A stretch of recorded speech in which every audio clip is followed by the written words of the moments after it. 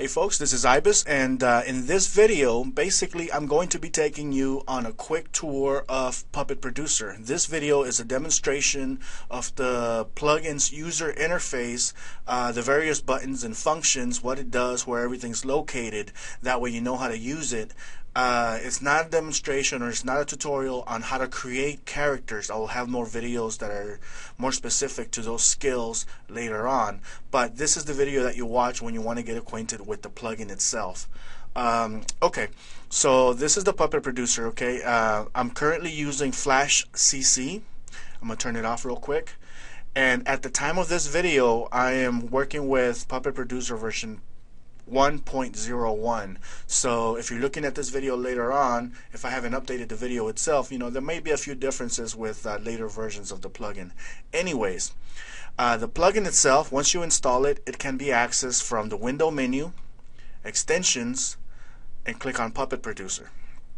Alright, now if you have Flash CS6 or below, then it's going to change. Okay, basically those versions of the software, they have a different menu system over at Window, and then you'll see an option that's labeled Other Panels. You go in there and it'll be the same procedure, Other Panels, and you'll click on Puppet Producer and you'll be able to access it. So that's the first little difference there, but that's it. Basically, with the Puppet Producer, what it does is that it allows you to automatically configure your puppets in a way that you don't really have to think about the technical nature of what you're doing. When Crazy Talk Animator released their software, they released a white paper, a sample template that you can use to replace the character parts and all that stuff with the various pivot points, and they gave you access to a very extensive document, an Excel spreadsheet that has the labels, all the different labels that you have to use to make this these characters work inside of Crazy Talk. What the Puppet Producer plugin does is that it allows you to not even worry about that stuff. Okay, for example, here, this display basically allows you to navigate through the different angles. Okay, these are the primary 8 angles from when the character is looking straight at you, or you know, when the character's standing there. Those are the primary 8 angles.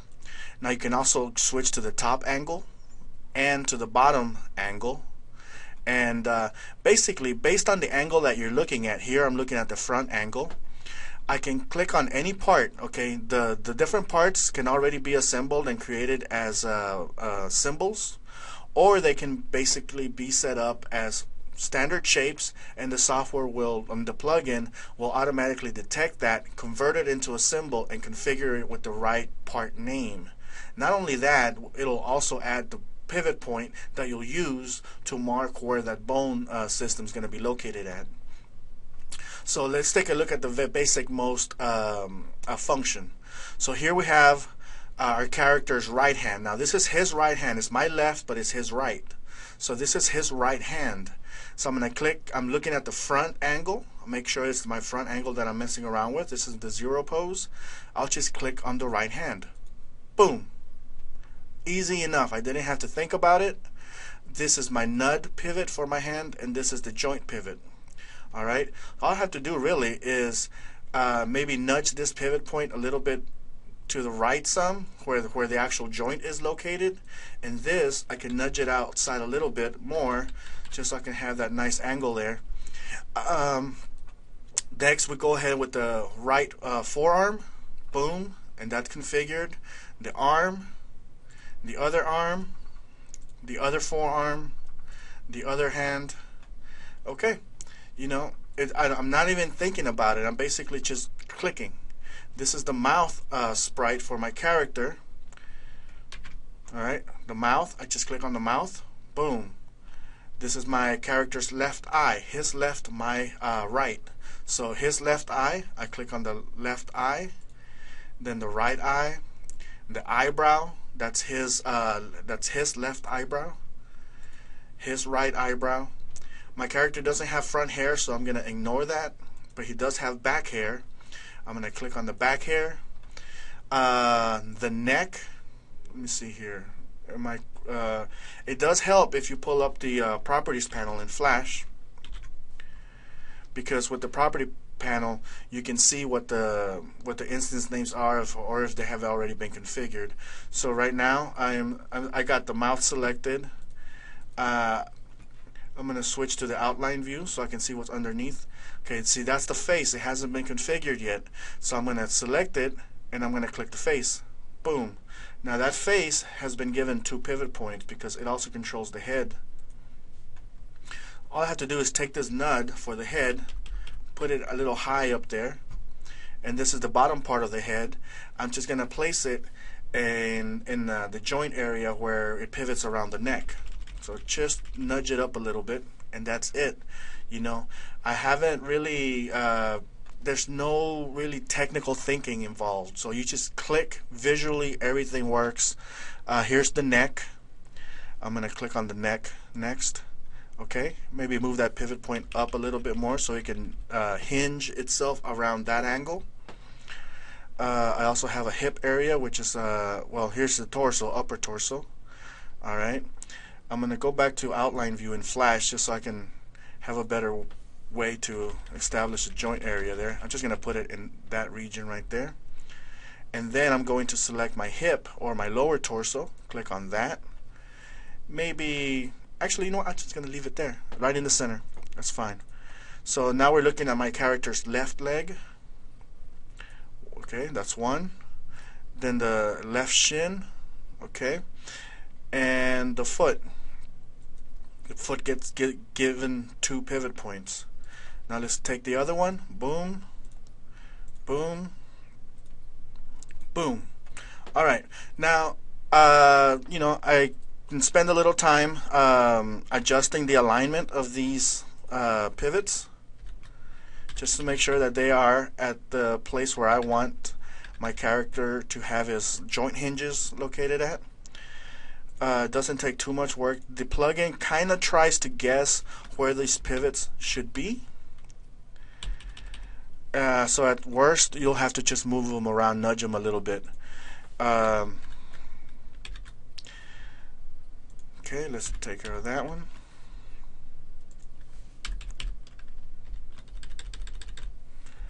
Very easy to do. 1, 2, 3, 4, 5, maybe there. Okay. Now, there it is. My zero pose for this character is fully configured. I can export it and bring it into Crazy Talk Animator right now. I'll go ahead and pull it up real quick just so you can get an idea.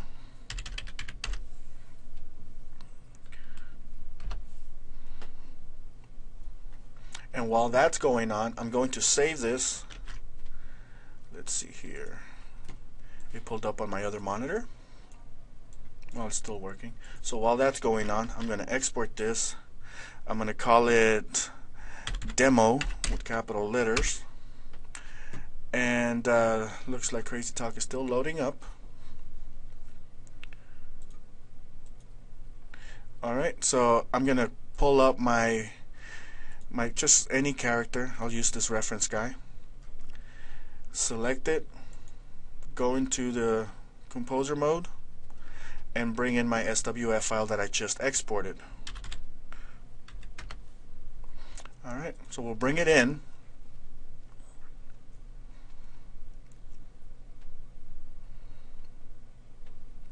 Give it a few seconds for it to do its thing.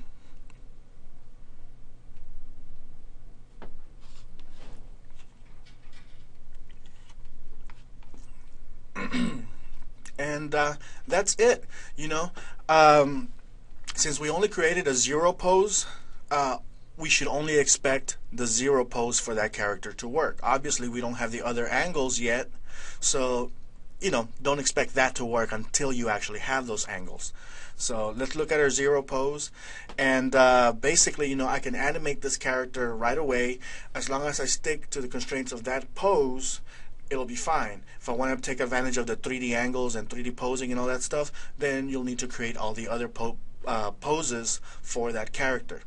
I did notice that, let's see here, is that there's a nose missing, and you know, the software does what it's intended to do. It helps you configure that stuff, but it will not, you know, avoid human error.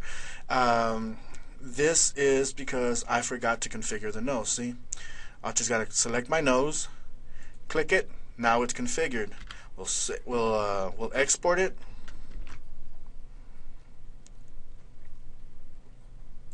Come on. All right, we'll export it. We'll label it demo, and we'll bring it back in. So don't freak out if stuff doesn't work the first time around. Just kind of go back, think about, okay, what did I forget to configure? What am I missing? The software will allow you to configure every aspect of your puppet for use in Crazy Talk. But you know, if errors occur, just kind of go back and say, hey, what did I miss? What did I forget to label correctly? Or did I forget to draw apart or include something? So now that that's been exported, I'm going to switch back to Crazy Talk. I'm going to bring in that SWF file again with the newly configured nose. Give it a few seconds. I'll drink some coffee while I'm waiting.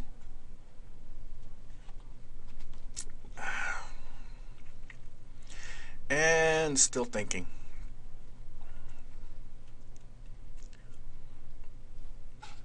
There it is.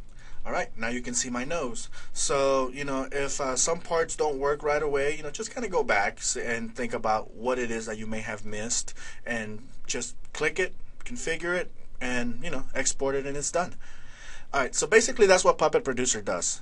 You know, it lets you visually create, rig up your puppets in a way that you can import them into Crazy Talk without all that having to think about what part goes where, having to type all this stuff, keeping track of all the different names and body parts, or having to replace items on the template, you know, that you're restricted by that template.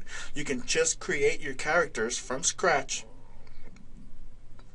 set up your parts, and configure them. You don't have any limitations when it comes to that. So if I were to go ahead and move on to my next angle, then basically I just switched, use little arrows. Okay, I switched to my 45-degree angle. Now I can start configuring my character at that angle, and you basically just go until you have all the different angles. Now, you know, the most part that'll take you the longest is the creative aspect, you know, drawing it, thinking about what part is going to be contained within that part region, because, you know, sometimes depending on the character you're using, you know, you may want to use those spikes that go on the back for the hair or whatever, you know. So you got to think about how you're going to design your characters, both from a technical standpoint and a creative standpoint. But when it comes to the configuration part, it's just visually click and apply, no thinking involved. Now, the rest of the buttons are located here. This first button, I don't even have a name for it. Basically, let's call it the home button. You click it, it brings you back to the first angle. All right, and that's primarily used in conjunction with these other sections, with these other buttons. For example, this is the hand button, and basically, once you go in here, you have a list of different hand positions, and and the way those work is, if I click on this hand, for example, once I double click on it, Flash takes me inside of this hand where I can configure all 11 positions for this hand. So all I have to do here is, you know, create a new frame and you know, draw, like the frame number 2 will be the victory pose, and you know, that's like I'm drawing with the mouse today, so you know, just for demonstration purposes. Boom. Okay, that's my history pose. I mean, victory pose with my mouse. So I'm not even gonna do that, but I mean, I just want you to get an idea of it. So I double clicked on that. I can create all 11 frames that are needed, and basically I select the. For example, I'm gonna select this hand. I'm inside of the hand symbol right now. So I click it and I press this button, and boom, it becomes configured to work as the relaxed position of the hand. So when I import it into Crazy Talk, it'll recognize it. Okay, this is the hand that is supposed to be displayed when his hand is relaxed, or you know, doing a victory or peace or whatever, or fist. So the next part, of course, is the same thing applies to the mouth. Okay, these are the different mouth positions that you can apply inside of your character. So let me double click on this mouth, and I do have all 30 mouth shapes for this character already set up. And you know, the same procedure applies. You know, I go to frame 10. Frame 10 belongs to let's see, raise chin. Okay, the chin being raised, so that would be the position that belongs there. Now let's suppose I didn't have anything configured in this thing, because I could easily just go in here.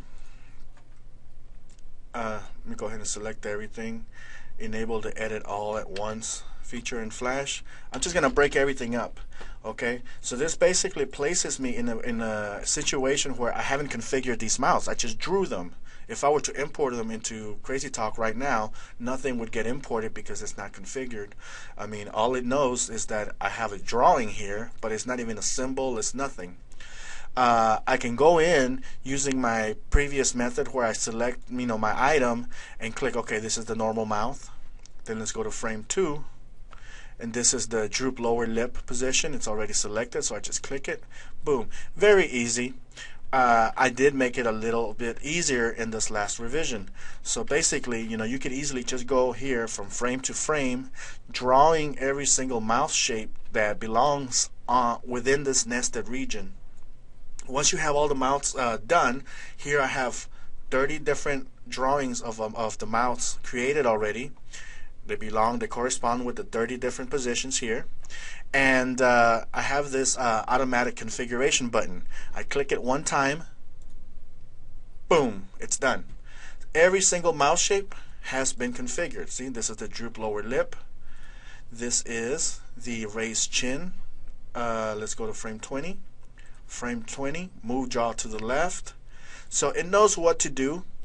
You don't even have to go through all these one at a time. Now, of course, I'm leaving those there because, you know, you might come to a situation where, you know, after you configured it, you may want to modify a single one item. And yeah, you can go in here and continue modifying without having to tweak the, you know, all this other stuff.